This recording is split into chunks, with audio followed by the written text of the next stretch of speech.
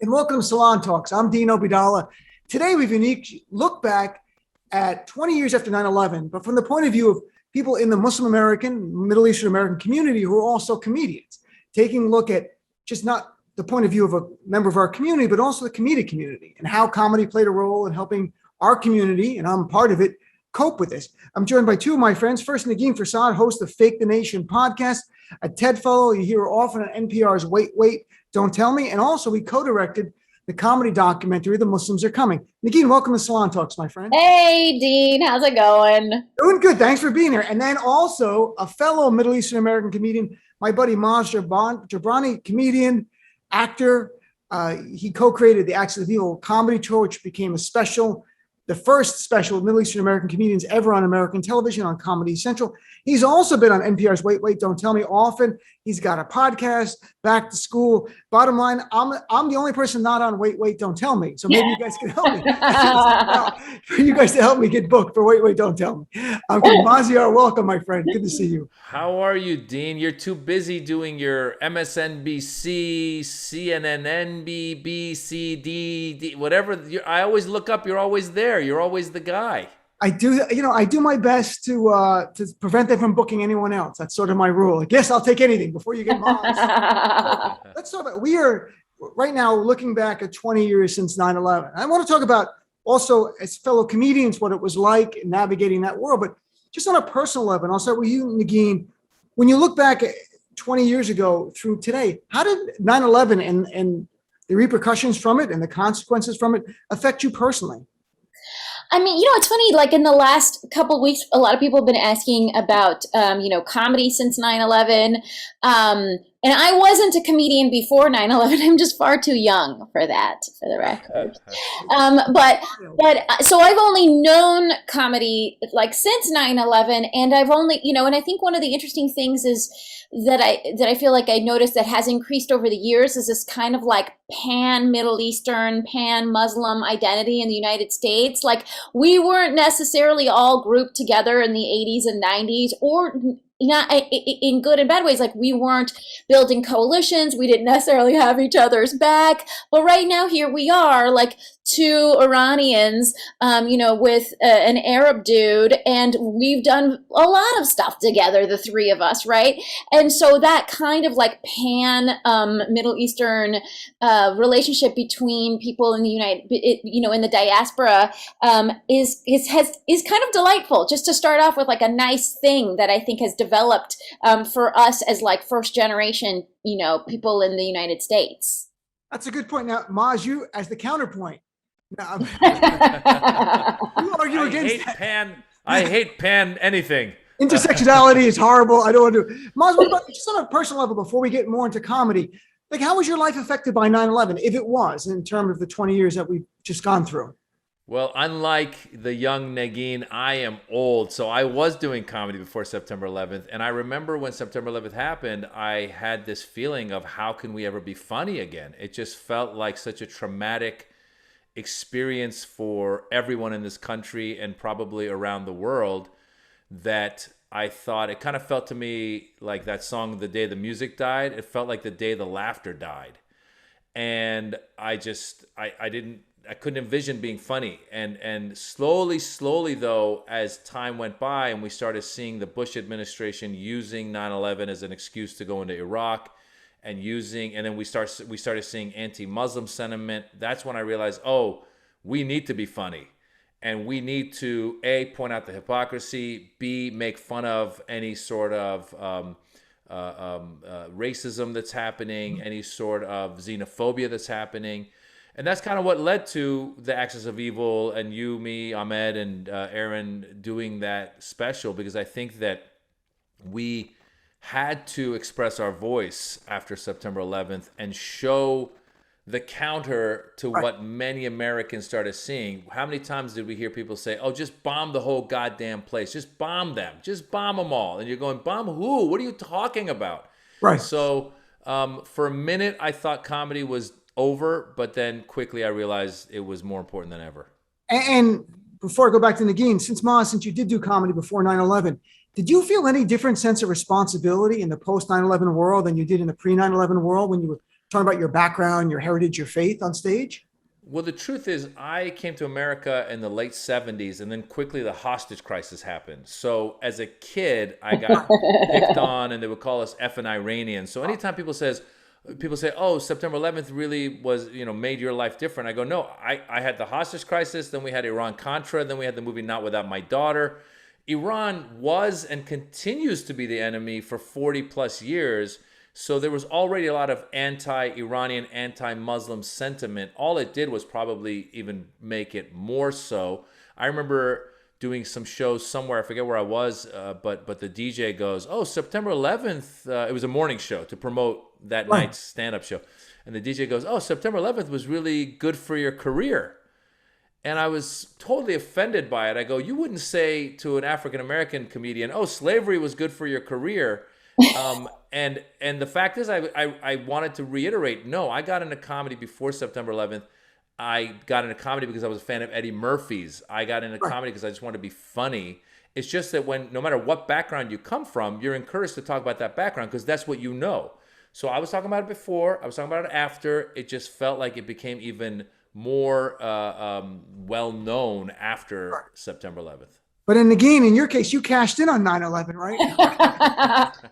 Well, it's funny because I was asked about this, from a journalist who was writing a piece for Newsweek, and I was, I'm sorry, were you not interviewed for that, Dean? I'm so sorry. Why do you bring up everything I'm not in? Wait, my bad. Wait, don't tell me. No, and I was like, I think the funny thing about Muslims is that we walk among you. We've been around, and obviously our numbers have gone up. I think we were like at around 2.5 million, or even less. Sorry, in the 1 millions around 2001, and now we're in the 3 millions of the population. So our like actual numbers have grown, but there were Muslims around. I think part of it is they weren't a main part of our media diet. We didn't talk about them as much. We didn't like, with the exception of the many years of the Iran hostage crisis and the demonizing of just Iranians, which was just like a little special note in the 80s. It was like, we didn't take that much time on Muslims, you know what I mean, before. So we sort of were able to like walk amongst you without making too much noise and just kind of subtly becoming Omar Sharif or whatever. So I feel like that's a little thing that, we've been around, we've been doing this work. And then after 9/11, I think, Maz is right. There was like, oh, I actually now have a responsibility. Speaking of like things that you're not in, like with Wait, Don't Tell Me, I feel like every time there's like a Catholic joke or something, and stuff like that comes up all the time, right? It makes sense. Like we're in a majority Christian country, so jokes like that will come up. And if I'm on stage, I'll like just subtly throw in like, as a Muslim, this is what I think of that, and I throw it in because it's funny or whatever, but also because this, beloved mainstream show has a Muslim on and it's not a big deal and it's cool and it's fine. I do feel a little bit of that responsibility of just like reminding everybody, like this is fun. We're making jokes about Christianity and then also so is a Muslim, and I think it helps kind of normalize. Sure, I agree. And who books Wait, Don't Tell Me? I'm going to just write that down. Well, anyways, moving on, Dean. Moving on. They've reached their quota, pal. There's no more room. They're filled up. Oh, my God. We have to divide the community among who we are. So, Maz, you mentioned comedy. On 9/11, you wondered, could we be funny again? Can you remember your first show after 9/11 again, what that was like? Yeah, so I was a regular at the Comedy Store already, and the Comedy Store that Tuesday, Comedy Store is open every day of the week to the point where I remember one time they booked me. I did a show on Christmas, and it was interesting because I showed up and there was just in a room that sat 350 people. There was one booth with maybe 4 people or something. It was just ridiculous. The Comedy Store never closes, so obviously that day they closed, and I believe they were closed all the way until that Friday. And Mitzi Shore, who was the owner of the Comedy Store, Jewish lady who had put me, Ahmed, and Aaron together and called us the Arabian Nights. She also was the mother of, she was the founder of the club, but she was also a mother to the comics. She also cared for the comics. So I think at first she was hesitant to put us back on stage because she was afraid of the anti-Muslim backlash that was happening. Sure. And so that first week, I didn't go on stage. However, I had been booked to do a private event somewhere in Irvine or Orange County, and it was someone's private party. And I called to cancel. I said, listen, I don't know how I could be funny. And they said, no, you should come. And they go, by the way, if it makes you feel any better, the guy whose house it is, his wife is Turkish. And I was like, okay, well, that's kind of close. I was Right. like, all right. Sure. Maybe they're allies. I don't know. And Right. so I went there. And again, I was relatively new to comedy. I've been doing it for about 3 years at that point. So I wasn't well versed enough to necessarily know how to navigate a major tragedy that just happened. So I remember going on stage, and whereas maybe before 9/11, I would go on stage and start talking about my background right away. In this case, I think I remember going on and maybe doing a couple jokes that were just neutral jokes, didn't have anything to do with my background. And then I think when I mentioned my background, I said something along the lines of, so the name Jobrani, I was born in Iran. And then I go, I know, I'm not too excited about it either, or something along the line. I just wanted to, right out the gate, I wanted them to make sure I'm on your side. Mhm.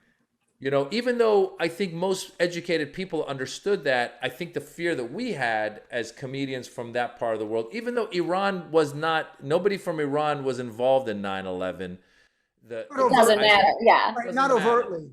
Yeah. And so, we had to, I did feel you had to be very careful how you opened up the subject, because you left that door open for the guy or whoever it was in the audience to go, get him, or whatever they were going to yell at you. So yeah, I remember being fearful of it the first time I performed. And I think that's also a function of comedy just being such a white male dominated sport to begin with. So I feel like in this very much the same way, but since the very beginning of my career in comedy, I have to go on stage and sort of be like, I'm Iranian American Muslim lady, like all of you. And I point it out because I just want the audience to be at ease. Like, I know that no one can pronounce my name and everyone's confused. What is this ambiguously ethnic person doing in front of me? Plus she's a woman. That's really strange, So it's like, I just have to diffuse the thing by pointing it out, and then we can all move on with the task of laughing. So I feel like that's been a part of just in general, the comedy life of so many kind of minority groups. But also just on the question of security and whether or not it was safe to put you guys up after 9/11 at the Comedy Store. The interesting thing is, just in terms of the last 20 years, the security issue continued to play a role. Dean and I even had to deal with security issues doing a show in 2019 in Charlottesville because the venue was afraid that we were going to attract, haters and some kind of violence by just being there. And, this is something that, again, leading up right before the pandemic, we had to deal with. So it's years and years later, venues will still be nervous about having too many Muslim comedians on one stage. Obviously, it's not every venue. Hashtag not every venue. But it's happened enough that it's a thing that when the email comes to me, I'm not shocked by it. Well, we actually had the first, so Mitzi, to her credit, so when you're a regular at the Comedy Store, you guys know how it works, but I'll explain for people listening. There's shows every night, and they have a lineup of just diverse comics going up after each other, no theme. Once in a while, then they would do, African American night, Latino night, ladies night. So then Mitzi put together the Arabian Nights, which was, again, her handful of Middle Eastern comedians. And they would put that on the marquee. Pre-September 11th, you'd have that on the marquee. Well, after September 11th, she said, we're not going to do an Arabian Night show for a little while. Let it cool down. The first time we did an Arabian Night show was at the La Jolla Comedy Store, which we all know is near Camp Pendleton. It's down in, and also, who knows who's down there, what's going on, or anywhere in America. So we were doing a show with me, Ahmed, and Aaron, and maybe it was Sam Tripoli at the time with us. And the manager called and said, because our name was, it said the Arabian Nights this weekend. The manager called and said, look, we got a death threat against you guys that someone wants to come do something. And the guy goes, if you guys want to cancel the show, we're totally cool with that. And we kind of talked about it, and we go, we feel it's an empty threat, number one. And secondly, I thought, well, gosh, if you got to go, that's probably a great way to go, telling jokes. So Stage. I said, it'll be good for the career. So we went It'll for get you it. like a really long obituary at the very least, you know? Yes, Yeah. yes. So For me, the first shows I did after 9/11 was at Stand Up New York. And the manager there at the club, a guy named Jerry, called me right when they reopened, and he booked me. And he said, I'm really concerned about using your last name on stage. Did you think about using your middle name? Because it goes, what's your middle name? I go, Joseph. And he goes, why don't you use that? And I go, why? And he goes, well, people are getting beaten up. It's not because I think people are going to come here to beat you up, but what if it prompts a conversation you don't want to have on stage? When someone goes, what kind of name is that? And there's awkwardness. When I thought about it for a while, and then for the first couple of weeks after 9/11, I did go up as Dean Joseph, even though I was not going to talk about being Arab at all at the time. But it made me become self-conscious about my own heritage in ways pre 9/11. So that made it really clear the world was changing. Like America was changing, where you had to think about things. Like my first joke ever, and I want to get what was your first? I think Ma's going to give a hint. What was his first joke after 9/11 about your heritage? But mine was 6 months after 9/11 because someone said about my credit card, what kind of name is Obeidallah? And before 9/11, they asked it all the time. I actually became self-conscious to say Arab at that point. And my first joke, I'm not going to do it now, but my first joke was based on this real life experience. Negin, do you remember what your first joke was about your heritage on stage in the post 9/11 world? I don't remember. I mean, I talked a little. I did a solo show sort of before I did stand up, and I talked about going to Iran and going to a cousin's wedding and being nervous that I had to, censor myself around her if I had to hide the freedoms I enjoyed, like boys and alcohol and peaceable assembly. And I was worried that if she knew the truth about me, she'd consider me some kind of Iranian American slut, whore, hooker, prostitute, which in New York we just call a Facebook friend.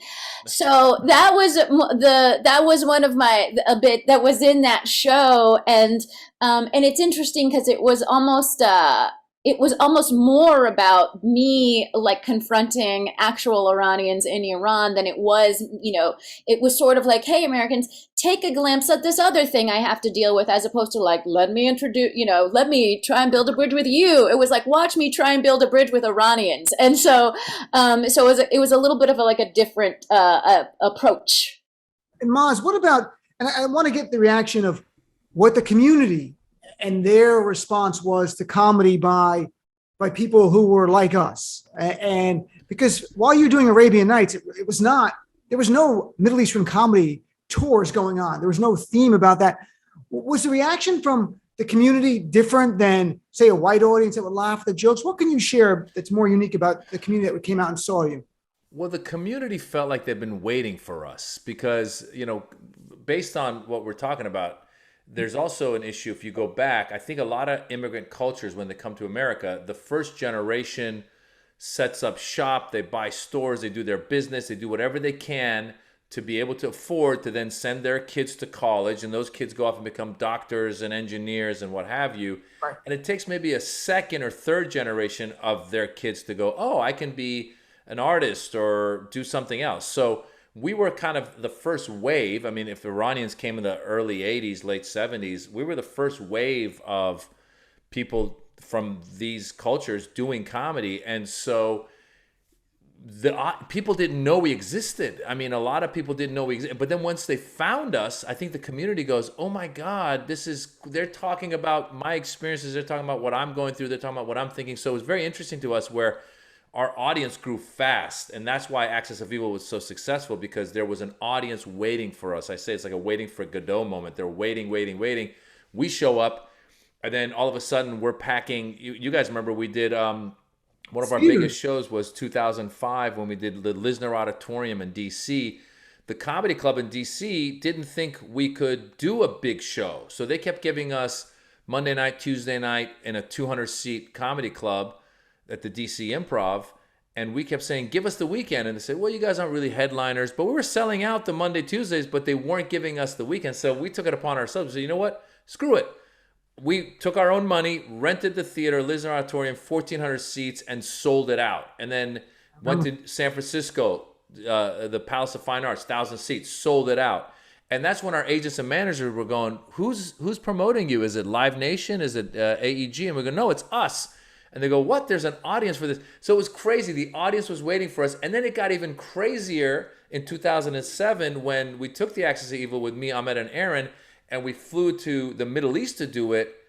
And that was the first time there was a group of American-based comics performing in the Middle East for the people of the Middle East. Sure. And that was 27 sold-out shows over 30 days. I felt like we became the Beatles going over the Atlantic. It was crazy. Who books that? So to me, though, I just want to share and I want to get your reaction. I know it's been mixed. I mean, I was with you and the Muslims are coming, but different times, different audiences appreciate it. What I was amazed by the Middle Eastern American audiences was more of this sense, especially in the early years, of they didn't come up after the show and go, hey, you were funny. They come up and go, thank you. And I go, thank you. And it was just, thank you for doing this. Thank you for talking about our experience. Thank you. Because the ones who came to our shows, understood we were trying to use our art form as a way to entertain, but also as a form of activism. So I never had people, I could do a great show in the city, wherever. People didn't come up afterwards and go, thank you. They just go, hey, you're funny. Our community, I remember over and over people saying thank you. In the beginning, I didn't understand it. And it took time. Negin, what about the reaction of the community to you over the years? I mean, yeah, I don't mean to rain on the parade here with a little feminist analysis of what may have also been happening. But in those, I started stand up in let's say 2006-ish. And at that time, the community that was embracing you guys was 100% suspicious and or insulted by my very existence. And so I got a ton of hate mail and death threats from my own people, which has its own interesting flair to it. But so they weren't comfortable with women. And I think someone like me didn't necessarily have the same opportunities to go to Arab countries and perform. It just was 100% a completely different way. And I often was like, oh so okay, I'm not doing, it doesn't matter because I'm an American and I'm trying to reach a more mainstream American audience. And if the Muslim Americans don't want to support me, it's fine. My comedy just isn't for them. And so I sort of had to talk myself through those really tough times. And there's even scenes, in The Muslims Are Coming where you see tons of people walking out because I made a joke that involved dating and sex. And they just were not comfortable with a woman talking out loud in that way. And so I think that's something that I had to deal with a lot in the early years. And again, just now I'm coming out of the raining on the parade to say that in these intervening years, I'd say in the last 5 years, things have felt remarkably different. I think more and more Muslim women are in the spotlight, and that has made it just, and I do more and more things in the mainstream. So they're like, oh, white people are not disgusted by her. You know what I mean? They are not insulted by her very existence. Oh, and so I think the Muslim community has also kind of evolved to understand that, someone like me could even be, dare I say, useful in building that bridge between the Muslim community and the wider, white mainstream American community. First of all, Negin, I'm sorry I walked out on you. I was a bathroom. It was Maz. I remember it. I didn't want to bring it.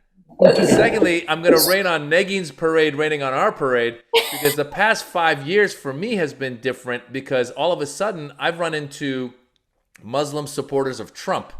And so all of a sudden my fan base started turning on me a little bit when I would make fun of Trump, because not a majority of people that come to the shows were on board. But when I would do Trump jokes, there were people within the community who thought somehow Trump was going to get rid of the Islamic Republic of Iran because Trump said he's going to. And we saw the great negotiations he did in Afghanistan with the Taliban. So perhaps, I don't know what their strategy was. But Negin, just like you were saying, they were with me for the longest time. And then the past 4 years, pre-Biden, some people really turned on me. They were like, oh, I can't believe you're criticizing our president. I'm going, he banned people from your country from coming. And they're like, well, I'm here. It doesn't matter. So that was an interesting twist as well, to find these immigrants who supported Trump. And last thing here before we wrap up, are you hopeful looking? I mean, the last 20 years, it's actually been kind of remarkable. You think about it, there were no Muslims in Congress 20 years ago. There was no TV shows starring Muslims talking about being Muslim. There were Muslims, but they were terrorists or people depicting our community. 20 years now, we have 3 Muslims in Congress. We have a statewide elected official and AG Keith Ellison in Minnesota. You have shows like Rami. You have Oscar winners and stuff. You know, in 20 years, I'll still be hosting on Salon. But what do you guys think? What do you think will be happening? Negin, what do you think for our community more broadly? Are you optimistic for the next 20 years? I mean, you know, it's interesting because these things, like, I think bigotry follows trends. And so, you know, it'll just, they'll be, you know, we'll be supporting some other marginalized group that's being demonized. And then maybe it'll come back to us, and then we'll just be on the offensive again. And we'll have to like lean on other groups to defend us. And I think it'll just kind of ebb and flow like that, which is, I think, is what we've sort of seen in the last, you know, 30 years, including 9/11, which is just we go away from and come back to Muslims, and I think a lot of different groups feel the same way. But I think in general there is incremental change that is positive, and yeah, like Muslims are more visible than we've ever been in America, and in many, you know, in a good way, not in a just like footage of you know, dusty dudes in a desert with arms way. Maz, what do you think? Are you optimistic? Oh gosh, so much to unpack there. First of all, I think we learn our lesson from watching other groups and their struggles. So look at, for example, African Americans. They made a lot of progress, but we still have a lot of racism. We still have a lot of issues. Mexican Americans made a lot of progress, and then they say, build a wall. They're rapists and drug dealers. I mean, Mexican Americans got to be going, what do we got to do? This was our land. Now you guys keep coming back to us. Similarly, with Muslims and Arabs and Iranians and people from that part of the world, I think that, like you said, we've made some progress. The bright side is we see a lot more when we go do shows now, stand-up shows. There used to be, I mean, the reason I felt that this idea of Arabian Nights or Access to Evil was limited, I was like, there's only 5 of us. We're gonna keep writing new material. But now you do a show and it's packed and there's all these young comics, and I'm so excited by that. And we have more of our people in stand-up. We have more of our people in front of the camera, behind the camera.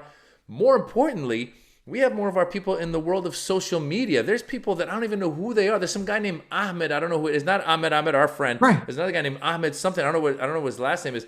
He's like a YouTube star. He's got like 20 million followers and what, or like DJ Khaled. Like I don't know where they stand in their race, in their religion or race, or where they stand. But these people are making a difference, and I think they're getting to the point where the hope comes when we have white kids and black kids and Asian kids and all these other kids going, DJ Khaled, I love that guy.